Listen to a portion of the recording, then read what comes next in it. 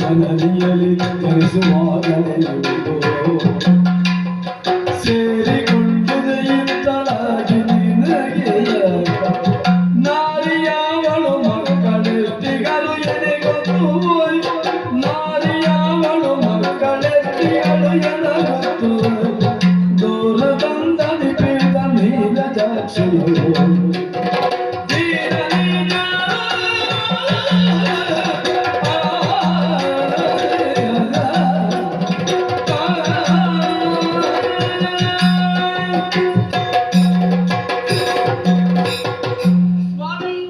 ಸ್ವಾಮಿ ಮಠದಲ್ಲಿ ಈ ವಸ್ತ್ರಕ್ಕೆ ಸ್ವಾಮಿ ಪಟ್ಟ ಕಟ್ಟಿದ್ರೆ ಮತ್ತೆ ಕಾವಿ ವಸ್ತ್ರಕ್ಕೆ ಯಾವ ಪಟ್ಟ ಕಟ್ಟಬೇಕು?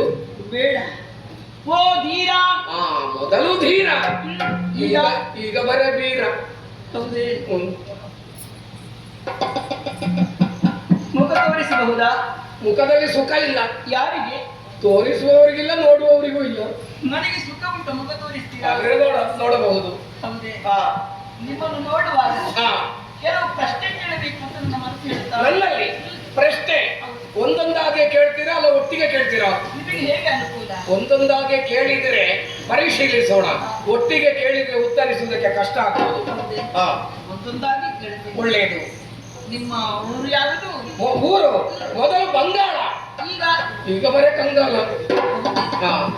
ಹೆಸರು ಮೊದಲು ಬಾವುಕ ಅಂತ, ಈಗ ಪುಟ್ಟಣ್ಣಯ್ಯ ಅಂತ. ಹೇಗೆ? ಪುಟ್ಟಣ್ಣಯ್ಯ. ಹೌದೌದು.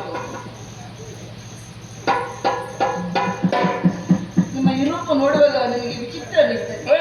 ಒಂದು ಪ್ರಶ್ನೆ ಕೇಳಲ್ಲ, ನಿಮಗೆ ಹುಟ್ಟುವಾಗಲೇ ಈ ರೂಪ ಇತ್ತ ಅದು ಮತ್ತೆ ಸೇರಿಕೊಂಡಿತ್ತು ಅಂತ ಕೇಳಿದ? ಇದು ಹುಟ್ಟುವಾಗ ಗೊತ್ತಿರಲಿಲ್ಲ, ಭವಿಷ್ಯ ಆಮೇಲಿನ ಸಂಪಾದನೆ ಇದು. ಹೌದೇ? ಹೌದು. ಇದು ನಿಮಗೆ ಮದುವೆ ಆಗಿದೆ? ಮದುವೆ ಆಗಿ ಹೋಗಿದೆ. ಆಗಿ ಹೋಗಿದೆ ಅಂತ. ಹೌದೌದು. ಹೆಂಡತಿ ಪ್ರಾಣ ಹೆಂಡತಿ ಅಲ್ಲ, ಹೆಂಡತಿ ಕೇಳಿದ್ರೆ ಹೆಂಡತಿ ಬಿಟ್ಟಿದ್ದಾಳೆ. ಹೆಂಡತಿ ಬಿಟ್ಟದ ನೀವು ಬಿಟ್ಟ? ಹೆಂಡತಿ ಅವಳೇ ಬಿಟ್ಟಲ್ಲ. ಹೌದು ಹೌದು. ಕಟ್ಟು ಹೃದಯ ನೋಡಿ. ಹೌದೌದು. ಏನೇ ಇರಲಿ, ಮಕ್ಕಳು ಎರಡು, ಹೆಣ್ಣು ಗಂಡು. ಒಂದು ಗಂಡು ಒಂದು ಹೆಣ್ಣು. ಹೌದು. ಈಗ ಮಕ್ಕಳು ಎಲ್ಲಿದ್ದಾರೆ? ಅಜ್ಜನ ಮನೆಯಲ್ಲಿ ಬೆಳೀತಾ ಇದ್ದಾರೆ ಅಂತ ಸುದ್ದಿ ಉಂಟು. ಮಕ್ಕಳನ್ನು ನೋಡುವಂತ ಆಸೆ ಉಂಟ ನಿಮಗೆ? ಅಪ್ಪನಿಗೆ ಒಂದು ಆಸೆ ಇಲ್ಲದೆ ಇದ್ದಿತ್ತು. ಇರ್ಲಿ ಬಿಡು. ನಿಮ್ಮ ಕತೆ ಕೇಳುವಾಗ ನನಗೂ ನನ್ನ ಕತೆ ನೆನಪಾಗಿದೆ. ಹಾಗಾದ್ರೆ ನಿಮಗೊಂದು ಕತೆ ಇದೆ. ನಿಮ್ಮ ಕಥೆಯ ಬಗ್ಗೆ ನಾನು ಪ್ರಶ್ನೆಯನ್ನು ಕೇಳಲೆ? ಒಟ್ಟಾಗಿ ಕೇಳ್ತೀರೋ ಒಂದೊಂದಾಗಿ? ನಿಮಗೆ ಹೇಗೆ ಅನುಕೂಲವೋ ಹಾಗೆ ಕೇಳ್ತೇನೆ. ಒಂದೊಂದಾಗಿ ಕೇಳಿ. ಹಾಗೆ. ನಿಮಗೆ ಮದುವೆ ಆಗಿದೆ? ಆಗಿದೆ. ಗಂಡ? ಇಲ್ಲಿ ಸ್ವಲ್ಪ ವ್ಯತ್ಯಾಸ. ಏನು? ನಿಮ್ಮ ಹೆಂಡತಿ ಬಿಟ್ಟು ಹೋದ್ರೆ? ಹೌದು. ನನ್ನನ್ನು ಹಾಗೆ ಮತ್ತೆ ನನ್ನ ಗಂಡನೇ ಬಿಟ್ಟು ಅವ ಗಂಡನವ, ಅವ ನನ್ನ ಎದುರು ಸಿಗ್ಬೇಕಿದು. ಅವನ ಕರ್ಮಕ್ಕೆ ನನ್ನ ಮದುವೆ ಆದ್ದು.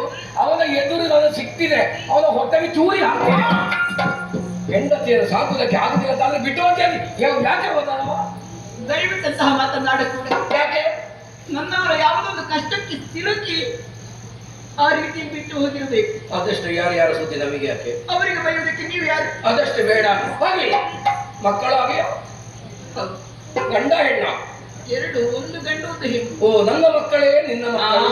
ಅಲ್ಲ, ನನ್ನ ಮಕ್ಕಳಾಗೆ ನಿನ್ನ ಮಕ್ಕಳು ಅಂತ. ಈಗ ಎಲ್ಲಿದ್ದಾರೆ ಅಂತ ಸುದ್ದಿ ಉಂಟಾ? ಅಜ್ಜನ ಮನೆಯಲ್ಲಿ. ಅಜ್ಜನ ಮನೆಯಲ್ಲಿ? ಓ ಸುದ್ದಿ ಉಂಟಾ? ಆಗ್ಲಿ. ಇದು ನೀವೇನು ಆಚೆಗೆ ಹುಡುಕ ನೀನು ಯಾರಂತ ಪರಿಚಯ ಸಿಗ್ಲಿಲ್ಲ. ಇಲ್ಲ ಗೊತ್ತಾಗ್ಲಿಲ್ಲ ಯಾರಂತ. ನಿಮ್ಮನ್ನು ಬರುವುದಕ್ಕೆ ಯಾರು ಹೇಳಿದ್ರು? ಅದು ಯೋಚಿತ ಮದುಮಗಳು. ಹೌದೇ? ಹೌದು. ನಾನೇ ಆ? ಇವತ್ತಿನ ಮದುಮಗಳು ದಮಯಂತಿ. ನೀನೇ ಮೋಹನಾಂಗಿ ಎಂಬ ಚದುರೆ, ಏನು ಹೇಳಿದ್ರಿ? ನೀನೇ ಮೋಹನಾಂಗಿ ಎಂಬ ಚದುರೆ. ಇದೇ ಸುಮ್ಮನೆ ಏ? ಇದೇ ಶಬ್ದ ಇದೇ ಹಾಡು ನಾನು ಕೇಳಿದ್ದೇನೆ. ಎಲ್ಲಿಯೋ ಮದುವೆಗಿಂತ ಮೊದಲಾಗಿ ನನ್ನ ಅಂತಃಪುರದಲ್ಲಿ ನನ್ನವರೇ ಹೇಳಿದಂತಹ ಮಾತು. ನಿನ್ನವರು ಹೇಳಿದ.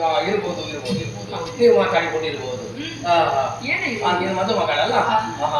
ಸಂತೋಷ ಆಯ್ತು. ನೀನನ್ನು ಮದುವೆ ಆಗುವಂತ ಉದ್ದೇಶದಿಂದ ಅದೆಷ್ಟು ಧರಣಿಪರು ಬಂದು ನೆರೆದಿದ್ದಾರೆ.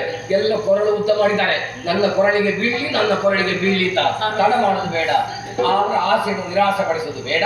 ಅವರ ಕೊರಳಿಗೆ ಮಾಲೆ ಹಾಕಿ ನಿಮ್ಮ ಜೀವನ ಸುಖಮಯವಾಗಿ ಸಾಗಲಿ. ಒಳ್ಳೆಯ ಆಶೀರ್ವಾದವನ್ನೇ ಮಾಡಿದ್ದೀನಿ. ಆಶೀರ್ವಾದ ಫಲಿಸಲಿ ಅಂತ ದೇವರಲ್ಲಿ ಕೇಳೋದು ನಾನು. ಆದ್ರೆ ಒಂದು ಏನು? ಈಗ ಸುತ್ತು ಬಳಸಿ ಯಾಕೆ ಮಾತಾಡ? ಹೌದು. ತುಂಬಿದಂತ ರಾಜಾದಿರಾಜರು ಎಷ್ಟೋ ಮಂದಿ ಇದ್ದಾರೆ. ಹೌದು. ಅವರನ್ನು ಮರೆಸುವುದಕ್ಕೆ ನನ್ನ ನನಗೆ ಮನಸ್ಸು ಒಪ್ಪುವುದೇ ಇಲ್ಲ. ಮತ್ತೆ ಯಾರು ಒಪ್ಪುದು? ನಾನು ವರಿಸುವುದು ನನ್ನ ಹತ್ತಿರವೇ ಇಲ್ಲ. ಹತ್ತಿರ ಹತ್ತಿರ ಅಂದ್ರೆ ನನ್ನ ಮದುಮಗ ಮದುಮಗ ನನ್ನ ಮಗ ಯಾರು? ನನ್ನ ದೇವರು ದೇವರು